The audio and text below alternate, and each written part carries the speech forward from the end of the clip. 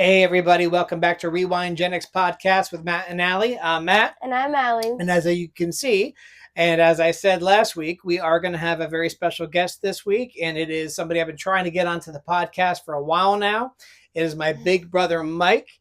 I always talk about him because we have so many childhood memories of Gen X movies together. And of course, he is the brains of the family.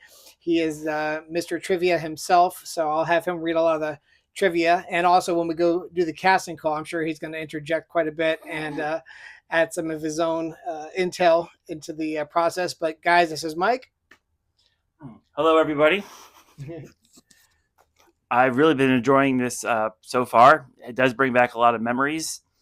Usually when they're talking about a certain movie, I'm trying to remember if I beat Matt up before or after the movie. Sometimes I have trouble remembering which it was, but sometimes occasionally even during the movie, probably. I was just going to say that. Sometimes even during, yeah. So today's movie is one that my brother had, he gave me like a list of movies that he would want to do. And this was on there. And of course, it is Die Hard. If you couldn't tell by my novelty t-shirt, this is one of our favorite movies. I even have the Funko Pop of Mr. John McClane. I was going to set him up in front of the camera like I did Wayne and Garth, but John doesn't like to stand very well. He's like got his foot like half bent, and so he just wasn't cooperating. So here he is, John McClane, and there he go. You want him? Okay, there you go.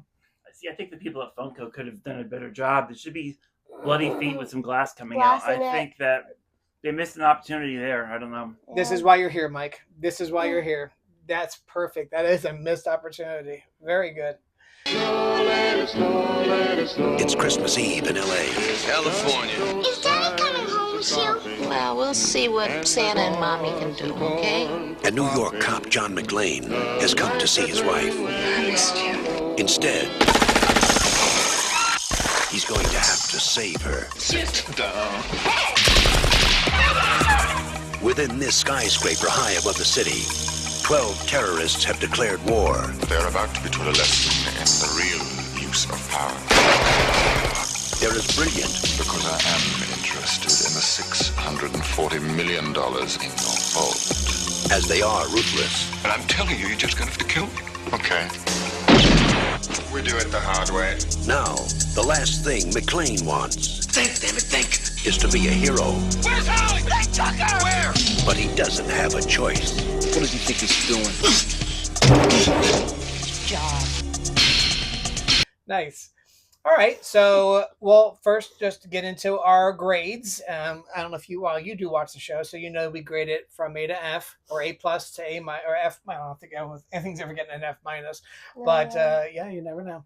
But we're gonna go ahead and do our grades, and you're our guest. You can go first. I give this movie an A. Solid. I think that a couple things in hindsight that could have been maybe a little bit better. I wouldn't call it a perfect movie, but it's a strong A, and certainly it influenced so many movies that came out afterwards. It really was not just entertaining, but very influential. Yeah. I gave it an A+. I liked this a lot better than I thought I was going to. I thought it was going to be like, oh, it's going to be some boring action movie. Not that I don't like action movies, but I thought it was going to be like fighting. I actually liked it a lot better. There was more, I guess, brains and like thought put into it rather than just like pure action. And I like that. It was really good. And it's an A plus for me. There is one little flaw in the movie, but I never would have noticed it if I hadn't watched the TV show. The movies that made us on Netflix, it pointed it out, and I never would have noticed it otherwise. And the flaw is there because they were trying to fill a plot hole, and so they came up with a great solution for that plot hole. But in doing so, they kind of made a little continuity mistake. And I'll go ahead and just say it because I don't think it's in their trivia. Do you know what it is? Would that be that when they pull up and the truck opens, there's no ambulance, but then there's an ambulance that comes out later? That would definitely be it, my brother. What? So when they pull up and they all get out of the truck, and I first I was like, well, why didn't we just edit that scene out when they're all? But it's a pretty cool scene, and it's the first introduction to the terrorists that we see is when they're all getting out of the back of the truck, and it looks pretty neat. And I see why they didn't want to cut that out. But you can clearly see there's no ambulance back there. Yeah. But then at the end, the tech guy drives the ambulance out of the back of the truck, and I never noticed it. And even the director, when they were interviewing him, they had like pointed out to him. He's like, "Yeah, that's fine. I don't care." So they did know before they released it, but they were like, "Yeah, just put it out. That's good."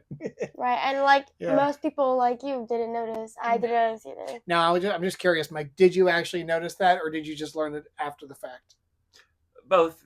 I thought maybe there's two trucks or something like that, but then later I read that it was a continuity error. But I think I did notice that at one point or other. I was like, where's the ambulance? These guys are walking out of the truck. I don't see any.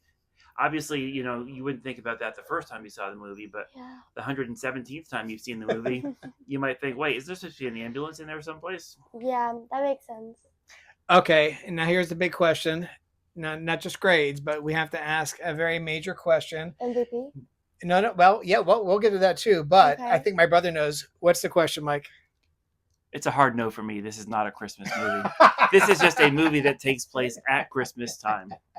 No. It's a hard yes for me. This is a Christmas It's movie. a Christmas movie. 100%. They play Christmas songs throughout it. That Christmas is brought up all the time. Through the whole thing, Christmas is being talked about and brought up. It's a Christmas party. It's very Christmas. It's Yeah. Christmas. It's the time for miracles. That's my Yeah. terrible German accent, but yeah. That was German? I was supposed to be sound like Swiss or something. Takes place on Christmas Eve at a Christmas party, and the theme is about family, redemption, and sacrifice, which are common among holiday classics. Christmas is mentioned 18 times throughout the film. Yippee-ki-yay, mother. Lethal Weapon takes place at Christmas time. I don't hear anyone ever call that a Christmas movie. I just think that if you did Die Hard, they remade it, and he came in during the summer, and it was a grand opening party for the building. How much different would the movie be? Okay, the movie would have been different that much, but like I also consider Lethal Weapon a Christmas movie. I haven't seen Lethal Weapon, so Oh, as Yoda would say, you will. You will. And on that note, we'll be moving on.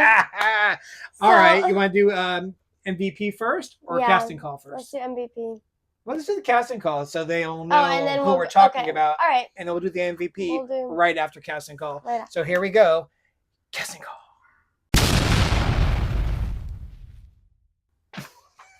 Okay. So that was casting call brought on by my spirit fingers.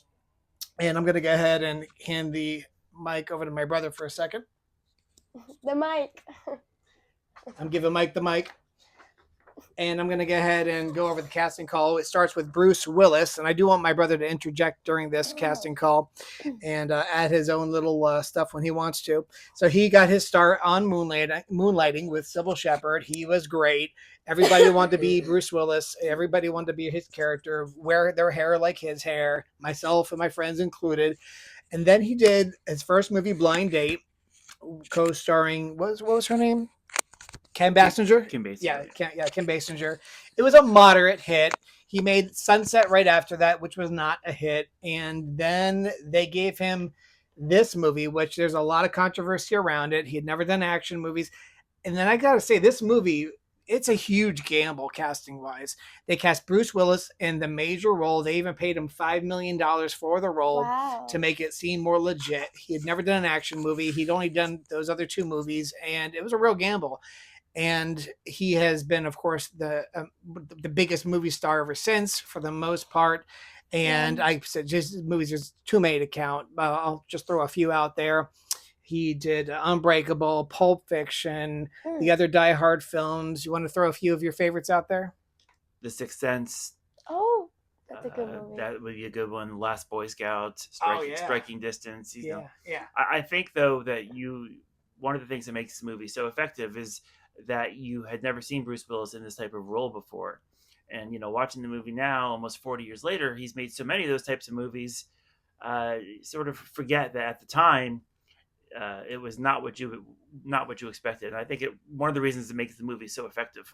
Yeah, I mean, I was reading in the trivia, they initially kind of didn't include Bruce Willis in a lot of like the posters and advertising because they didn't want it to come off as a comedy movie because he was known for his comedy.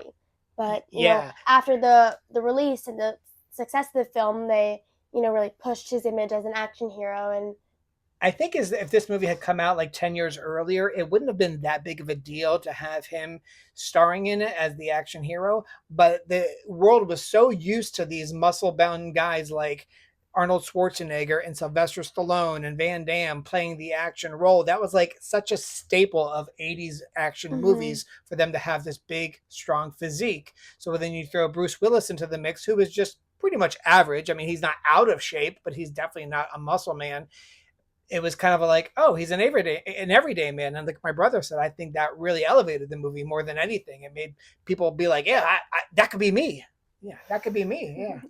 No, I completely agree. I think that's the whole action genre before that. Chuck Norris, all those types of people were sort of one-man armies. And, well, in this scene, he's just going to go in and he's going to kill these 20 guys that are in this room. And that was just, not the way this movie worked. Correct. Yeah. So the gamble continues with the casting of Mr. Alan Rickman. This was his very first movie ever. Now, although they did know his acting chops because he was very big on Broadway and he was clearly a very talented actor, this was a gamble, because nobody knew who he was. So you're already putting, Bruce Willis as the main lead, which is a gamble in itself. And now you're putting a complete unknown as your main villain.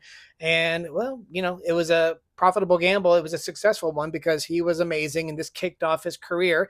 He did other great movies such as Robin Hood, Prince of Thieves, Dogma, Love Actually, and of course, everyone knows him as Professor Snape from the Harry Potter film series. Anything well, of course, I am missing things, but anything that comes to note for you, Mike?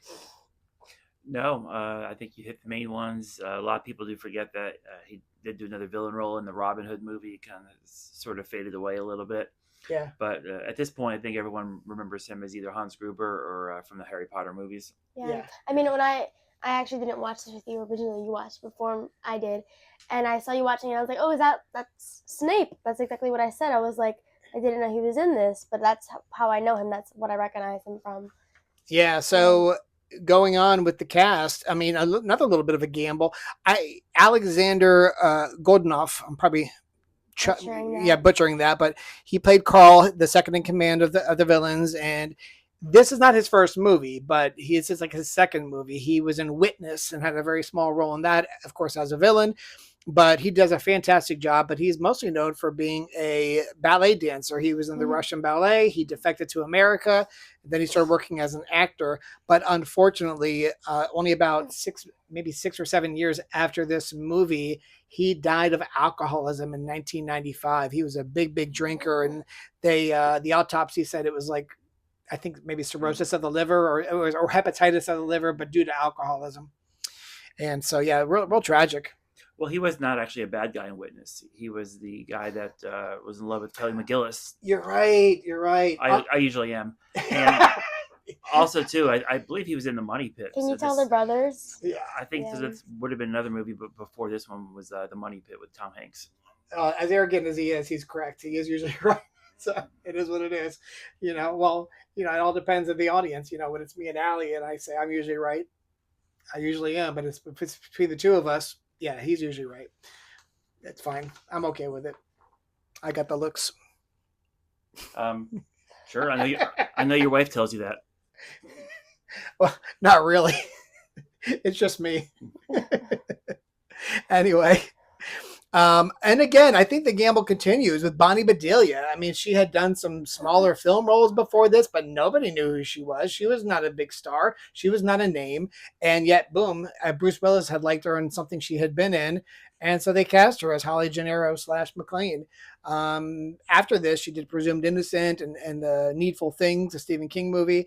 And then she was on the TV show Parenthood. But honestly, she hasn't done a lot before or since then. Anything you have to add to that?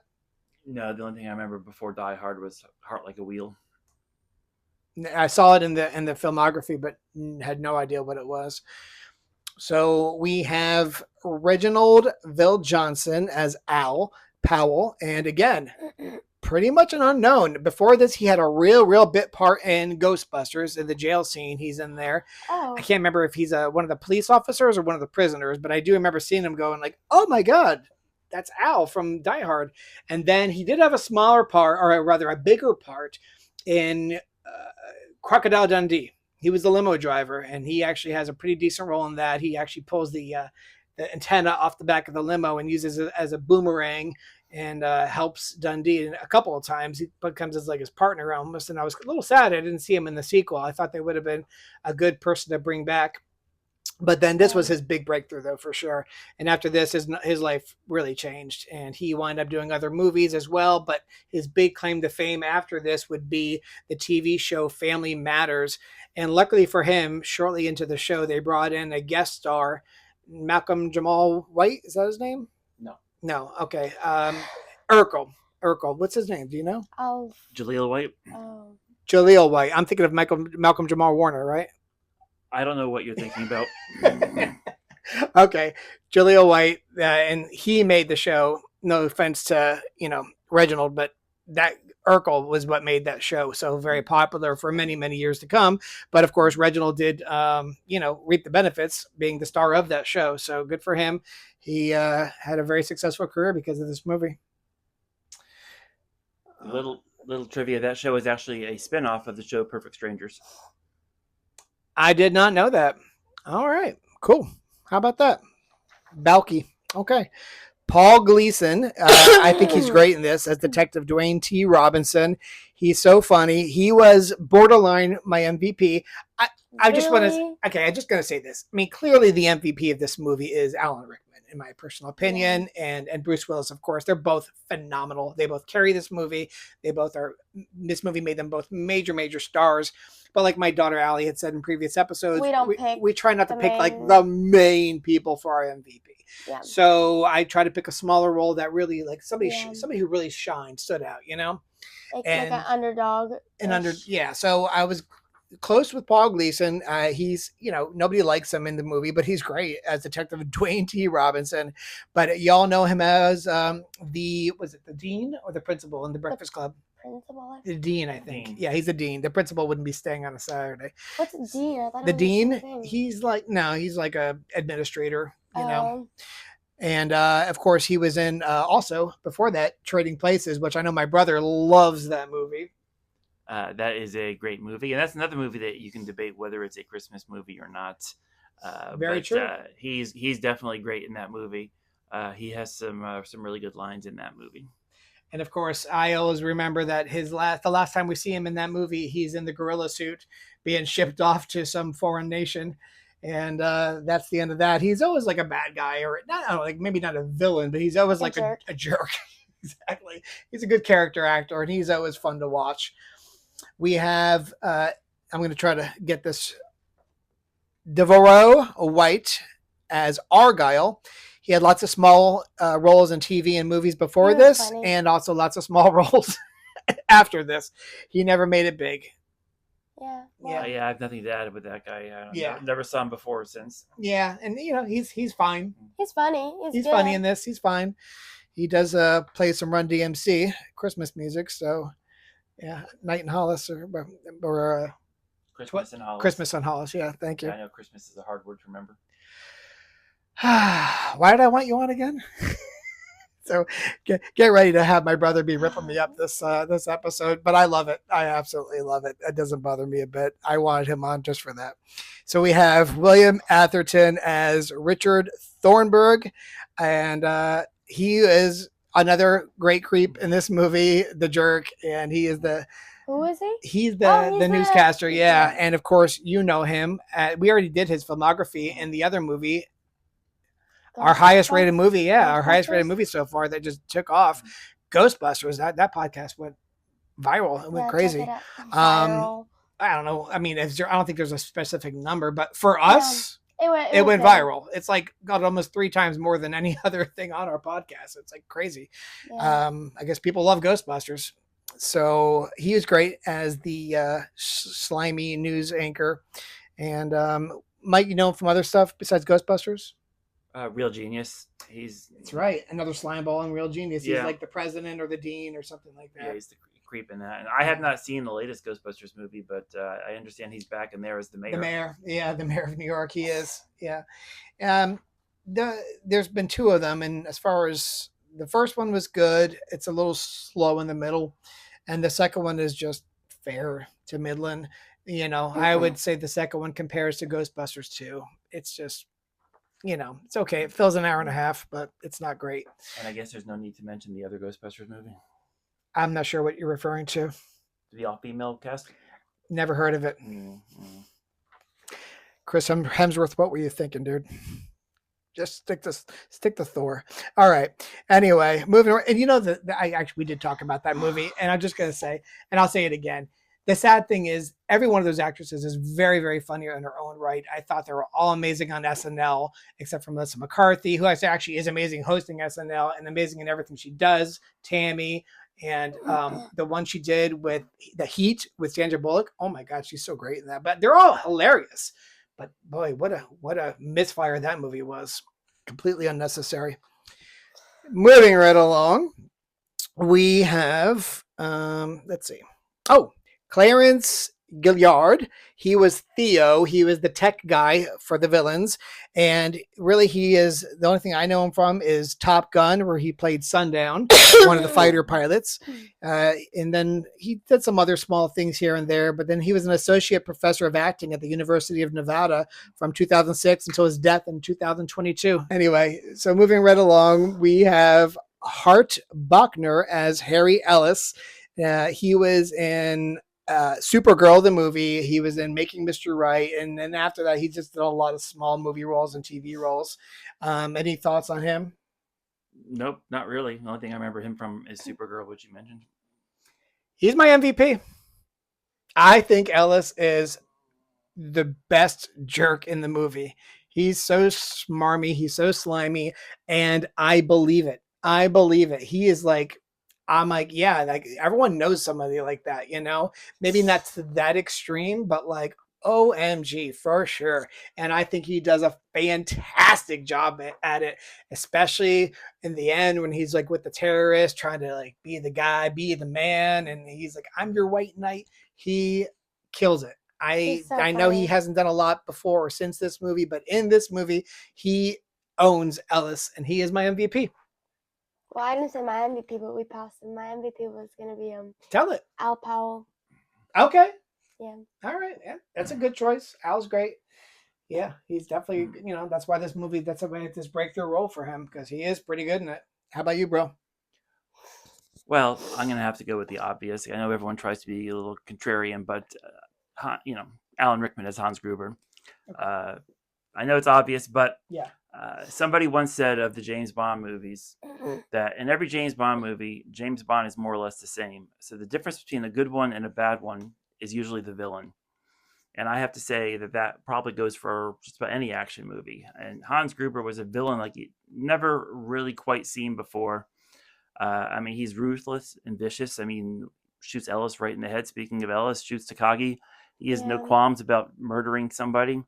But at the same time, he's charismatic, and he talks about he's refined. He talks about his suits, and makes jokes about watching 60 Minutes. And he's a villain like you had never quite seen before. Before that, villains tended to be sort of, I don't know, cartoonish or nameless, faceless. But he really changed the way villains were in movies going, from that point on. So I know it's obvious. But I do think he's the MVP of the movie. Nothing you said I wouldn't differ from anything you said. And like I said, I agree. He is the MVP of this film. And like I said, I was just trying to, we kind of like try to come up with somebody random that you wouldn't have guessed. But yeah, no, there's no doubt about it. He is the MVP. He's amazing. Yeah. And speaking of Bond villains, though, I'm going to skip over one to get to the Mr. Robert Davi, who is a great character actor from the 80s. Allie, of course, knows him as one of the brothers from The Goonies. Oh, yeah, that's what I pointed out. The Fratelli brothers. Yeah. I was very proud of myself. But he was also a Bond villain. He was the Bond villain in License to Kill. Do you remember his name? Sanchez. Yes! Nice! God, I told you this guy. Like, why are you shocked? I'm never shocked anymore. I'm not shocked. I'm excited. I said yes, not what? So, and yeah, he's great in this. He's so funny. It's a small part. He's Special Agent Johnson. No relation. Not that one, the other one. Exactly. Not that one, the other Yeah, one. I didn't even include the other one in the cast because I don't know who he is. And Robert Davi wasn't even in the main cast on like the filmography, but I had to throw him and one other person in that wasn't in the main cast because they're such 80s icons. But before I get to the last person, I will just real quick mention James Shigeta as Joseph Takagi. He worked in films from 59 to 76, and then he did this. Afterwards, he was in a lot of supporting roles and some voice work. He was in Mulan, Disney's Mulan. Anything to add for him? No. I didn't think so. Okay. But that's kind of weird, though. He didn't work for 12 years in movies, and then he did this. So, like, yeah, after 76, he didn't do anything until this. But then finally, I love this guy. He's such an 80s staple. His name is I don't know Al. why you included him in the film. Because he's great. I love him. Al Leong. Al Leong was the classic Asian bad guy in 80s movies. He was Enzo the Torturer in Lethal Weapon. He was one of the gang members in Big Trouble in Little China. And then, of course, he was Genghis Khan in Bill and Ted's Excellent Adventure. He's got such a great, unique look to him. And I'm amazed that he gets so many roles because he's so noticeable. He doesn't blend in at all. Like you look at him, you're like, you just zero right in on him because he's so unique looking. Yeah. Anything to add about him? No, I agree. He's one of those guys that you recognize. You probably don't know his name, but he's great. And the scene in Die Hard where they're getting ready to storm the building and he starts eating the candy. Apparently, that was just improvised. And I like that. It's hysterical. after he did that, they decided to keep him alive longer because the audience would remember who he was. So Yeah, it's so funny. I love that scene so much. And I pointed out to Allie when it was happening. I go, Allie, watch this part. It's so funny. and I happen to notice not only does he eat a Nestle Crunch, but then he's munching on a Mars bar right after that too. Like I have to ask Allie, when you're watching a movie and your dad is consistently saying, "Watch this part" or "Check out what happens here," do you enjoy that? Does that really add to your movie experience? You know what? Yeah. Kind of makes me feel offended. Like what? Was I not watching the rest of the movie? But you know what? It's okay. I had this friend named Joe Falsey. I've probably mentioned him on the show before. We were childhood friends in middle school and in high school, and he used to just make the funniest joke where he'd say, like, when we're in the movie theaters, like in a crowded theater especially, he'd like to go, "This is the part where the guy gets killed." It's so stupid, but it's so funny. It always made me laugh. So Joe Falsey, if you happen to be watching, this one goes out to you, man. You're funny. Anyway, he was always a funny guy. So there you go. That was our casting call, and now we're going to get into the movie synopsis. That's, of course, as always, read by my lovely daughter Allie. And I'm going to grab my notes. And Mike, how this works is I'll let you hold the mic, and you just jump in whenever you want. All right, just if something strikes you, you have some notes in your head, just jump in and watch your reads and synopsis. Okay, perfect. On Christmas Eve, New York But City... don't talk over her. You're so annoying. Sorry. On Christmas Eve, New York City Police Department Detective John McClane arrives in Los Angeles, hoping to reconcile with his estranged wife, Holly, at a party held by her employer, a Nakatomi Corporation. He is driven to Nakatomi Plaza by a limo driver, Argyle, who offers to wait for McClane in the garage. While McClane washes himself, the tower is seized by German ex-radical Hans Gruber. That's how you say it? Gruber. No, he says it fancy. No, he doesn't. It's Gruber. It's Gruber. Oh. I love seeing him smoking in the airport. That really dates the movie, even more than the ancient computers that they show. But I think what probably dates the movie the most would be Bonnie Bedelia's haircut. Her hairstyle. Yeah. It's pretty bad. She's a pretty lady, but that hair is awful.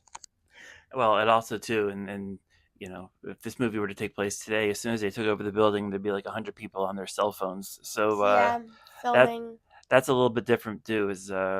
Back then, you could cut the landline and nobody would be able to communicate. Right. That was a part that really shocked me as someone who's never used a landline. It's like you could just someone just cuts all the cords, you can't call the police. Speaking of Argyle, the limo driver, do you recognize that name, Allie? Argyle? No. Stranger Things. Oh, yeah. Season 4. Yes, I do. The pizza guy. Yeah, because that TV show is just chock full of 80s and 90s references and throwbacks, and that's no doubt not an accident that kid's name is Argyle. You think it was based off of this? Yeah, 100%. Oh. Sometimes too, I think about him when I'm putting on my socks in the morning. What? Argyle socks. You didn't get that? What's an Argyle sock? Argyle is like a pattern usually found on socks, but sometimes on sweaters. Oh. Sorry, guys. I got it. I'll be honest, it took me a second, but I got it. Most things usually do. I like having him go back. He's not wrong. So, go ahead.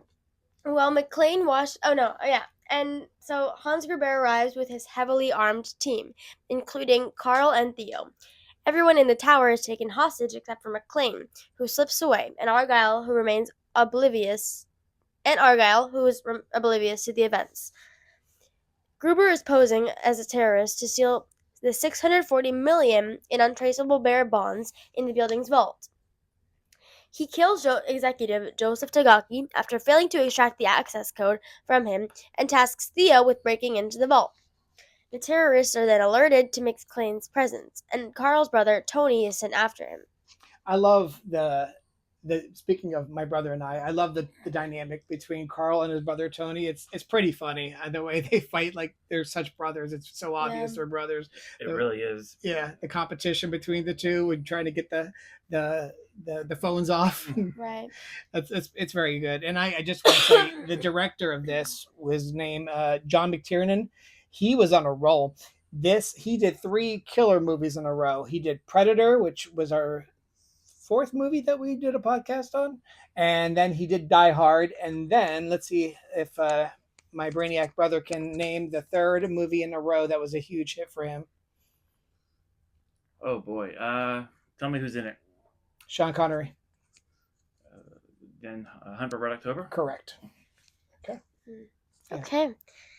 Yeah, and I think also like it kind of made it not justifiable but understandable why Carl had such a motivation to like kill John. I mean, yes, he's like a thief and he wants the money and this is his job. He's trying to get rid of this obstacle, but also this man killed his brother. When he sees his brother wearing this, right? I mean, I'm sure it sets him off. It really does, and it's you want to view him as a villain, but at the same time, I feel like I would be just as upset if someone killed my sibling, my sister. Yeah, absolutely. Yeah. That's your blood.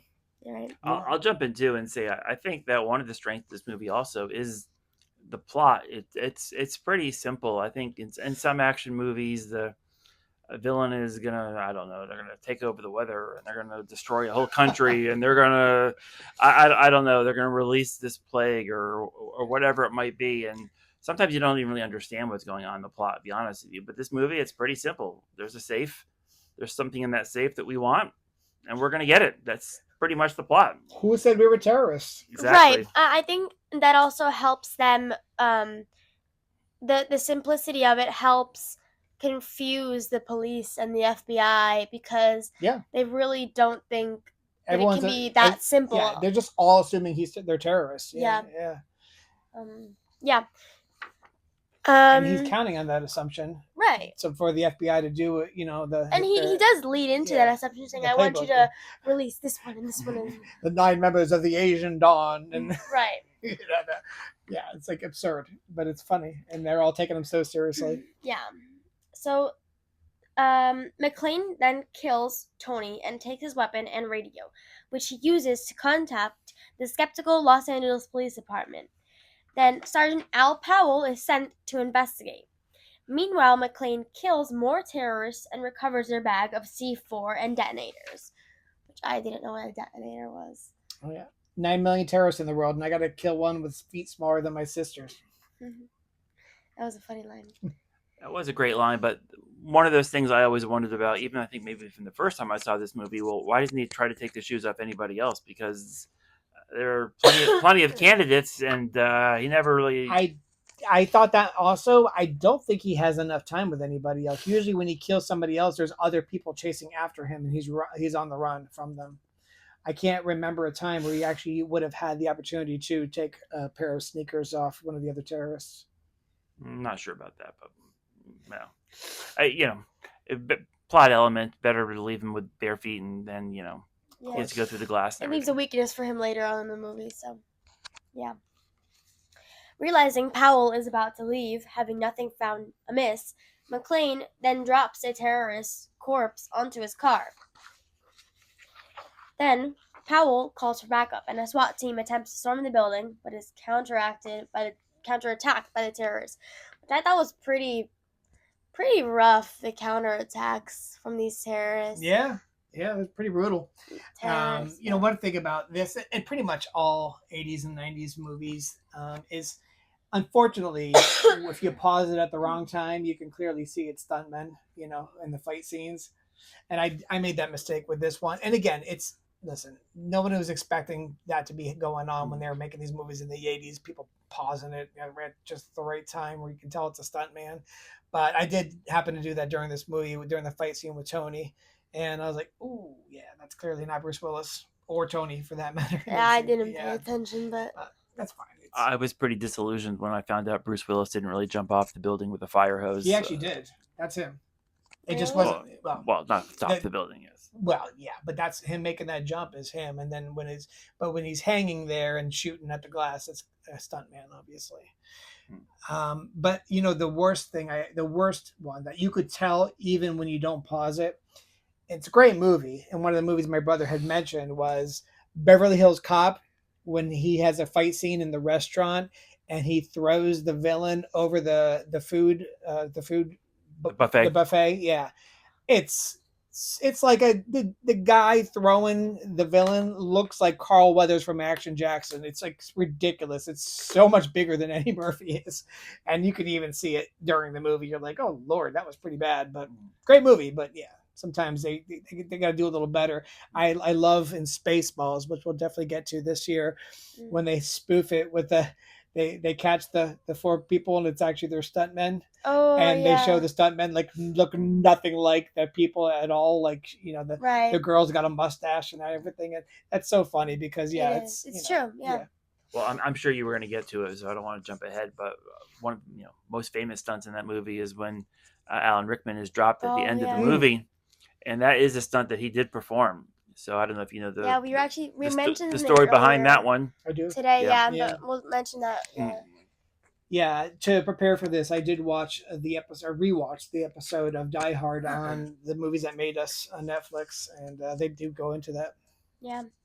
So, McClane throws some C4 down an elevator shaft, causing an explosion that kills some of the terrorists and ends the counterattack. Holly's co-worker, Harry Ellis, attempts to negotiate on Gruber's behalf, but is killed by Gruber when McClane refuses to surrender, which... I mean, sure, it's a really funny scene, but also it's very serious in a way because it shows you how ruthless these men really are. I mean, this poor guy, he just... Not that he's a good guy, but he's not a bad guy. He's not trying to hurt anyone. He's trying to do the opposite. And, yeah, he just got killed because he was an idiot. Alice? Yeah. Yeah, he's an idiot. And, he was trying to be a hero. And you could see him, doing cocaine right before he, does this. Because, he gets, powder courage or something, thinking it's a good idea. And I will say, just another great scene. There's so many great lines in this movie. But I'll just say to my brother, what would your reply be if I said to you, next time you have a chance to kill someone, don't hesitate? Thanks for the advice. I do think, though, Ellis was able to learn the difference between a gun and a fountain pen. So that was good. Yes, he was. He was. Yeah. I don't know. Do you think that the detective was right that Bruce Willis could have stopped that? No. Do you think? Well, I think he did try to stop that. He told him, "Don't associate with me. Tell him you don't know me. Tell him you don't know me." Maybe he bought him some time and lie about where the detonators were. I don't think he could have saved Ellis without sacrificing himself. So there, he either he was going to agree to give himself up and surrender, in which case they were going to kill him right away, Yeah. or whatever happened to Ellis was going to happen to Ellis. I don't think there was any way he could have saved Ellis and stayed alive. I'd agree with that. Yeah. Do you have something more? Oh yeah, I do. Just something I noticed since we were talking about the action hero genre. There is a couple of shout outs to both Schwarzenegger and Rambo. So there's a nod to both Rambo and I forget when he says Rambo, but he throws out the word Rambo. I think when they're talking about like his name and he's like, "Oh, are you some sort of, like they're naming it like action heroes type guys." Yeah, and then when he makes the comment, there's enough plastic explosives to orbit Arnold Schwarzenegger. Yeah. So I don't think that was an accident that they're making little nods to the other action heroes, and of course those three guys, Stallone, Schwarzenegger, and Willis, wound up being like the front men for Planet Hollywood, and like they were considered the three biggest action heroes of the 80s and early 90s. Yeah. While checking the explosives on the roof, Gruber encounters McClane and pretends to be an escaped hostage. McClane gives Gruber a gun. Gruber then attempts to shoot McClane, but finds the weapon is unloaded, and he is saved only by the intervention of other terrorists. Yeah, so it makes me wonder, did John know that it was Gruber? I don't think so. I think he strongly suspected. Okay. Yeah, I agree. I think if he didn't know it was Hans himself, he knew it was one of the terrorists. I don't think he was fooled. Yeah, but I think he had his enough doubts that he didn't kill him right away, and he wanted to put him to the test. Mm-hmm. And so he did the right thing for sure. And I want to say that Deputy Police Chief Dwayne T. Robinson, I will say he is a big jackass, but I will say when they do the attack and SWAT's attacking it, when they shoot out the lights, Chief Robinson was like, "All right, pull him back," and it's the SWAT leader that goes, "No, send in the tank. We're already." And so he's taken over as being the biggest jackass. Yeah. So Dwayne's not a complete total jackass. Like he had enough common sense to say pull back, and it was the other guy being macho and saying no, move forward. I didn't really like that character very much, although he did have maybe the best line in the movie about needing some more FBI guys. Yes. Yeah. So many great lines in that. The guy who wrote the original screenplay, he did a great job. They said, revising the book, but there was no humor in it at all. And so they hired another guy to rewrite it and inject a bunch of humor. They're like, listen, we got one of the best comedic actors as our lead. Let's not waste this. Let's get some humor in this. Yeah. And so, and kudos. He did a great job. I like the contrast to mix. I never noticed that. Wait, what part are you on right now? When he gives him the gun and it's okay. empty. So go ahead. All right. I'll get to that. McClane escapes but is injured by shattered glass and loses the detonators. And outside, the FBI agents take control. They order the power to be shut off, which is what Gruber had anticipated, and disables the final vault lock so his team can then collect the bonds. So I was wondering, why does Bruce Willis go from having a shirt to no shirt? And I kind of forgot why that was. But then, and they don't actually show him doing it, but then I figured it out. Do you know why, Mike? Did he rip it up to put it around his feet? Was that what he used for bandages? He tied it around his foot. He did indeed. Yes. Yeah. Because he's wearing the shirt when he's pulling the glass out of his foot. And then in the next scene, you see a bandage wrapped around his foot and he's wearing no shirt. So, yeah. That was an interesting. I noticed it, but I feel like maybe I wouldn't have if you didn't point it out. Yeah. Then, which I was kind of confused as to why Gruber needed the power to be shut down to open the lock. That kind of didn't make sense to me, but I don't know. I guess it doesn't really have to make sense to me. I don't know the details of it. Or the tech behind it. But clearly that is something he needed done. He needed the power to be shut down from the outside, not just from the inside. And so that's why it was necessary to get the FBI involved eventually, because he knows that that's like part of their playbook. That's one of the first Right. things they do is cut the power from the outside, and he's counting on that. Yeah. The FBI agrees to Gruber's demands for a helicopter, intending to send helicopter gunships to eliminate the group. McClane realizes Gruber's plans to blow the roof to kill the hostages and fake his team's death. Carl, enraged by Tony's death, attacks McClane and is seemingly killed. Well, seemingly he is, isn't he? He's like hung. You don't remember the end?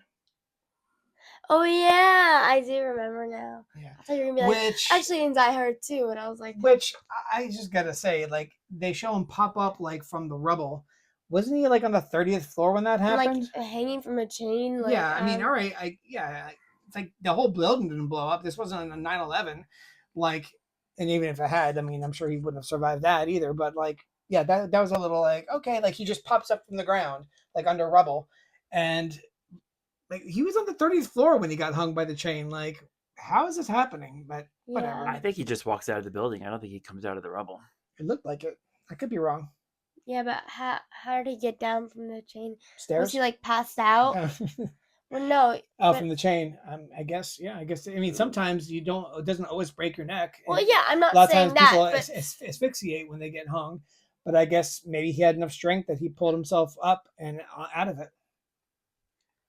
I guess a bit of a stretch, but whatever.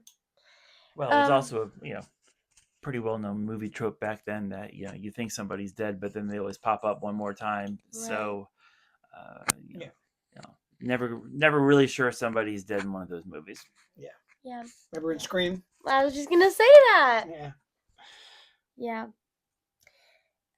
Gruber sees a news report by Richard Thornburg on McClane's children, and infers that he is Holly's husband. Then the hostages are taken to the roof while Gruber keeps Holly with him. And I guess I didn't really know why until the very end when it actually makes sense to me. I was like, what is the point of like Bringing them onto the roof? No, of keeping Holly. I mean, like, I didn't think that was going to really lead McClane to him. I didn't think. Because he's still running around, so I guess he figured it's some leverage in case they come face to face again. Yeah. McClane then drives the hostages from the roof before Gruber detonates it and destroys the approaching FBI helicopters. Meanwhile, Theo retrieves an escape vehicle from the parking garage, but is knocked out by Argyle, who's been following events on the limo's CB radio. I didn't know what a CB was. My brother and I were actually part of our parents' CB club, or our parents were part of a CB club when we were little kids, but we both had our own handles. My father was Golden Eagle. My mother was Silver Sparrow. I was Scooby-Doo. Roy? And my brother was... You're asking me or you don't remember? Oh, I remember. Oh, I remember too. Okay. Speed Buggy. Of course. Yes. Speed Buggy. Yes. Sorry, it's just an opportunity to do my Scooby-Doo impersonation. And anytime you could talk about a CD club from the 70s, you got to throw that in there too. Yes. Yes. Yeah. I know you're thinking like, I knew my dad and his brother were old, but good Lord, they're really old. What the heck is a CB club? Like, what does that even mean? Actually, more than once, Allie's pulled me aside and said, I wish my dad was as hip and with it as you are, Uncle Mike. So I'm not sure how, if that's true or not. That I don't believe. Maybe as smart as my Uncle you, but definitely not as hip. Go on. Yeah, my use of the word hip itself probably rules me out of anyone who says hip is not hip. Exactly. But it's hip to be square. Okay. She didn't get that. Is that like in the 70s when they say like you're a square? No, it's a popular 80s song by Huey Lewis and the News. No, she's asking what square means. She doesn't even understand the square part. Like square is like someone who follows the rules. Like you're a square, right? And in the 80s, it was like, all the hippies turned into yuppies, and the yuppies were kind of squarish. They were like, they followed the rules. They were just all about making money and so I guess taking care of yourself. And so Huey Lewis and the News had a song called "It's Hip to Be Square," and it's all about taking care of yourself and all that kind of stuff. But It's actually a really good tune. They're a good band. They had a lot of catchy hits. I know you know a couple of them. Huey Lewis. And the News. We just did a movie where two of their hits were in it. And he has a cameo in the movie. Oh, Back to the Future? Yay! Okay. Okay. Good. A weary and battered McClane finds Holly with Gruber and his remaining henchmen. McClane seemingly surrenders to Gruber and is about to be shot, but grabs his concealed service pistol taped to his back and uses his last 2 bullets to wound Gruber and kill his accomplice. Gruber crashes through a window but grabs onto Holly's wristwatch and makes a last-ditch attempt to kill the pair. McClane unclasps the watch and Gruber falls to his death. Then outside, Carl ambushes McClane and Holly. Carl is shot dead by Powell. Holly punches Thornburg when he attempts to interview McClane. I guess she was mad about her kids. Yeah. I would think so. And then Argyle crashes through the parking garage door in a limo and drives McClane and Holly away together.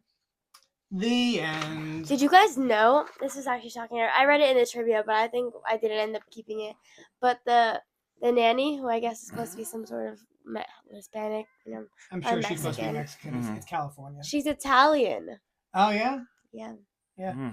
She looks like, I wonder if she was in Three Amigos. She looked like one of the ladies in Three Amigos. Yeah, be careful. So all Mexicans look alike. Yeah, be careful. You just said she was Italian. Yeah, but you said she looked Mexican, so. Well, I think she's supposed to be Mexican because they're in California. It would make sense. Anyway, I'm married to a Peruvian. I'm not racist against Latinos. Be quiet. All right, Mike, I want you to kick off. Oh, now is the time for Fun facts. All right. My guest is going to kick off the fun facts. I didn't know to bring my glasses. Is the too strong? The fictional Nakatomi Plaza is the headquarters of 20th Century Studios. So the studio could use one of its own buildings. It didn't have to hold back on stunts and action sequences. While Jub Stewart was writing the screenplay, he did a tour of the building and immediately incorporated some of the locations and objects he found there into the script as set pieces, such as the cart McClane and Carl end up on during their fight. The company charged itself rent for the use of the then unfinished building. Some of the middle floors were occupied by legal and administrative departments, so only empty floors were used for filming. Still, the filming of scenes that involved gunfire had to be postponed until after hours because some of the employees from the active floors started to complain about the noise.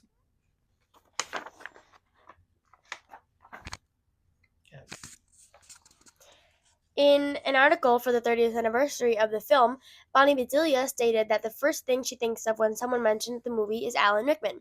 These two became friends and had lunch together every day while shooting the movie. She then expressed how lovely and gentle Rickman was in real life. The scene where Bruce Willis and Alan Rickman meet up was unrehearsed to create a greater feeling of spontaneity between the two actors.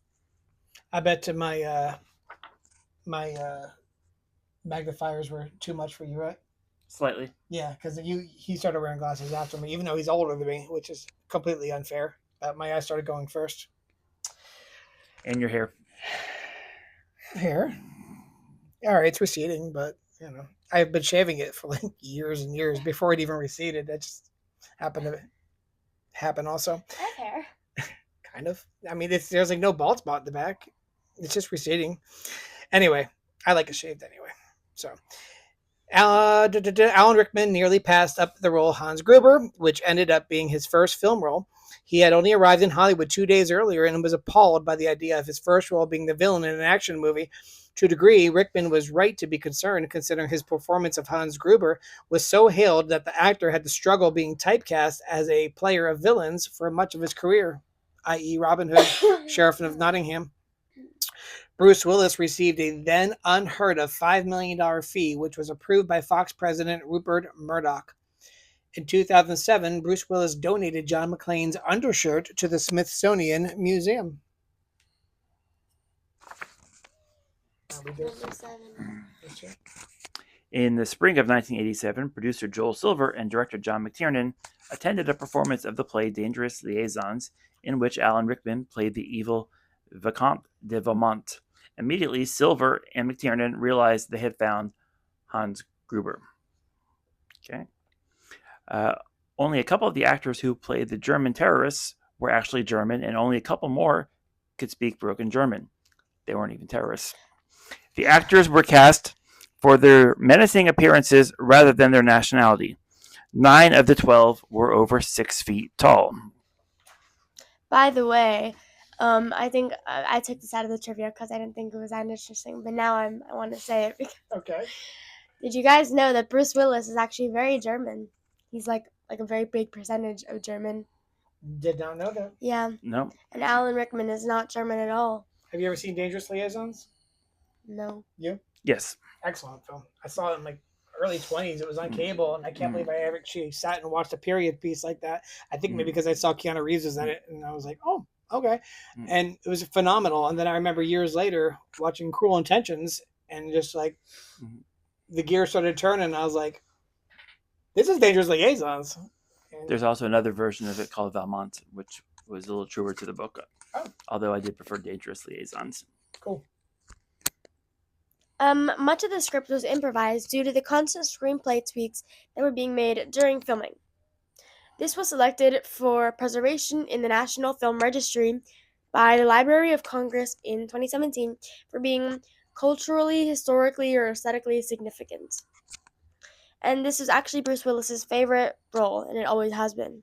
Of course. It's the role to turn him into an action star, a movie star. Of course, that would be my favorite role too. Yeah. So I actually saw Bruce Willis on David Letterman years ago, and he was talking about something where... life, when he was drowning and he was making a deal with God. Yes. Go ahead. No, if you know the story, be my guest. No, go ahead. Yeah. So he was like, I think it was like something, he was trapped under like a log or something in the river, and it was definitely like a life threatening experience. And he was like, oh God, please, please, please, if you get me out of this, I'll never make this and I'll never do that. And then I'll never do another Look Who's Talking. That's it. But before he could get to Die Hard, he was saved, and he was like, oh, thank God I got saved before I got to Die Hard. Yeah, it's a good story. Mm-hmm. So in the making of featurette, director John McTiernan revealed that a majority of the exterior shots of the building showing explosions were real, full-scale explosions set off in and around the actual building. Bruce Willis was mainly known for playing a comedic role in Moonlighting at the time, so when the first trailers for the first film appeared in cinemas, audiences laughed at him, thinking it must be a comedy. For a brief time, Willis's face was even removed from the posters to prevent expectations of it being a comedy, hence the use of the Nakatomi building for the poster. Once the film came out and received a positive response, Willis's face was added back onto the poster. I do have a story about the movie trailer, which I'm going to share now. Please. I don't remember what movie we were seeing, but when I was 17, I went to the movies with my dad, which of course is already embarrassing enough. And there was a trailer for Die Hard. And after the trailer, he says fairly loudly, I would rather live hard. If there was a way to actually get under your seat, I think I would have done that. So, yes, that was your grandfather. Yes. Yeah, I think I take after him more than you do. I'm pretty. God, I feel like that's exactly something you say. I know it is, and I really just want to live say, I'll have you continue with the trivia in a second, but I just want to say I remember seeing this movie in the theaters with my Aunt Vicky and her friend Roseanne. I don't know. I used to hang out with my Aunt Vicky a lot back in the day, and I was 15, I want to say, when this, maybe 14. I think it was 14 and a half. Yeah. And I can remember there's, a few movies where you really remember distinctly what you felt right after it, walking out in the theaters. And this is that movie that I remember walking out going, I think this might have been the best movie I've ever seen, or the best action movie I've ever seen. Yeah. I remember thinking that, like, I was so blown away by this movie. I couldn't believe how good it was. Yeah. Yeah. And I still feel that way. Absolutely. Okay. Bruce Willis' exhaustion from his schedule, he was also shooting Moonlighting, forced Stephen E. D'Souza to beef up the roles of the other characters, giving the characters like Al Powell, Ellis, Argyle, and Richard Thornburg more personality and screen time. After seeing the movie Heart Like a Wheel, Bruce Willis loved Bonnie Bedelia's performance in that film. He personally recommended her to play his estranged wife. Years later, Ronald Reagan rented the building's top floor as his office after retiring from politics, and when the Secret Service swept the place beforehand, they were alarmed to find bullet casings. They suspected foul play before someone realized they were left over from the film shoot. Not sure what that says about the janitorial staff. Did they use real bullets? I mean, yeah, well, they use blanks, I'm sure, but blanks still have casings. Oh. Yeah. And we are here. Clint Eastwood originally owned the rights to the novel Nothing Lasts Forever, on which the film is based, and planned to star in the movie. You hold it. All right. What? Around the early 1980s. I just messing with you, trying to make you hold it. You were gonna give me the papers. You hold it. Yeah. No. All right. We're gonna wrap it up soon. So we're already at 1 hour, and it's gonna be 1 hour and a couple minutes with the preview. So we'll just do a couple more, and then we'll call it a night. Bruce Willis took the role of John McClane after it had been turned down by Robert De Niro. Willis had just been turned down to play the Charles Grodin role opposite De Niro in Midnight Run. Coincidentally, both films opened the same weekend, and I just want to say, my brother mentioned 3 movies when I asked him to please co-host this podcast, and all 3 movies I was like, no, too much gratuitous nudity, no, too much cursing, no. And then finally, this 4th movie was Die Hard. But we've mentioned, I'm pretty sure, all 3 of those movies on this episode randomly tonight. It was the one with too much profanity, Midnight Run, which is a phenomenal movie. You can never have too much profanity if it's done right. Correct. And it is done right in this movie. And then, of course, Trading Places was another one. And do you remember what the 3rd was? I talked about the poor stuntman scene. And Beverly Hills Cop. Beverly Hills Cop. Mhm. Yeah, that was another one. Yeah, that's funny. You know what? Speaking of profanity, I'm surprised we didn't mention this. Why did we not talk about the iconic line in this movie that he says after he calls him cowboy? What line would that be? I'll just bleep myself out. Go ahead. Yippee-ki-yay. Ooh. Oh, So cool. I'm going to get some comments about that one. You're letting your daughter speak that way? How dare you? I can remember when she was a baby. But that was so cool. And the fact that I think Alan Rickman said it later, didn't he? Yes. And he was like saying, like, you're such a cowboy yourself too, you know? And It'd be even cooler if you had actually known or seen any of the old Roy Rogers movies, because one of his catchphrases was yippee-ki-yay, not the MF part, but yeah. So that makes it even funnier when you know that. I want to mention too, I think one of the most perceptive things I've heard about the Die Hard franchise actually came, believe it or not, from Michael Scott in an episode of The Office, where he says in the first Die Hard movie, he's just a regular guy trying to save his wife and get out of the building. And then by the 3rd one, he's driving cars up into helicopters, which I think is really how the franchise went wrong. Sort of like everything has to be bigger, everything has to be more explosions, or the deaths have to be more original and this and that. But that first movie, though, was not like that. That first movie wasn't about driving a car up into a helicopter. right. Yeah, he went from an everyday man, and everyone liked it because he was an everyday man just stuck in this scenario where he has to become a hero, to being an actual superhero. Right. So, And I think that kind of loses the original spark that people loved about it. Yeah. Absolutely, because if the part had been played by, let's say, Sylvester Stallone, from the moment he steps off the plane, it's like you could pretty much predict how the movie's going to go, and nothing about it is surprising to you or original at all. And by the time they got to the 3rd and 4th and 5th Die Hard movies, it had become like that as well. I didn't know there was that many. Don't bother watching the 5th one. It's really bad. I think there's something to enjoy in parts 2, 3, and 4. Even 4 is absolutely ridiculous. It's still a lot of fun, a lot of funny moments in it, and it's worth watching if you got a couple hours to kill. I think most people would say 3 is the next best one because it's kind of gritty and on the street, and there's some crazy action pieces, but it's not as not as absurd as like 4 or even 2 gets a little absurd also. Mhm. I would agree with that. Yeah. Yeah. With 2, it seemed like they were just really working hard to try to just remake the first one, almost having the same background characters and doing their best to sort of do almost a remake of Die Hard. Also at Christmas. Also at Christmas, yes. I don't think I'd call it a Christmas movie though. It doesn't feel as Christmassy as this one. Anyway, I think that's about it, right? Yeah. All right. Got anything to add before we go? No, love the movie, and I think Die Hard and Lethal Weapon were the 2 most influential action movies of the 80s. I think next 10, 15 years of action movies were sort of a knockoff on one or the other. I concur. And I just want to say thank you so much to my older brother, Mike. I love that he picks on me, and that's what I was looking for. He's very funny, and he's got a really great wit, and that's why I wanted him on the show. I hope he comes back.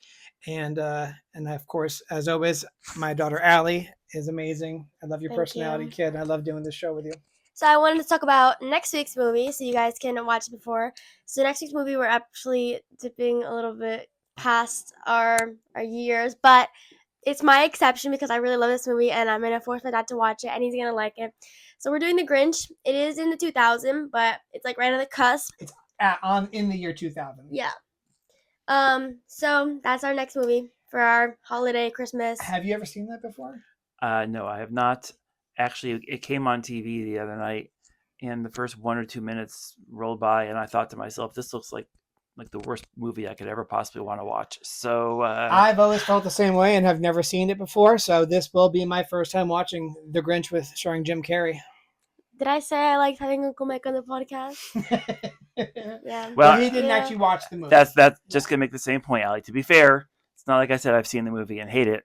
I just said I've seen commercials for the movie and bits of it here and there, and hated that. I thought I was going to hate Hocus Pocus because I had never seen it, because I never wanted to see it. And I will say there were some redeeming qualities about it. In fact, all 3 main actresses were really, really good in it and very, very funny. And everything else was crap, but they were good. So there was a redeeming quality about Hocus Pocus. I'm sure there will be for this movie. Jim Carrey is very talented. Jim Carrey's great. We're definitely going to be getting to Ace Ventura as well as Dumb and Dumber one of these days. So I will watch it with an open mind and an open heart, and hopefully I'll get something out of it. Yeah. This has been Rewind Next podcast with Matt and Allie. I'm Matt. And I'm Allie. I'm Mike. God bless.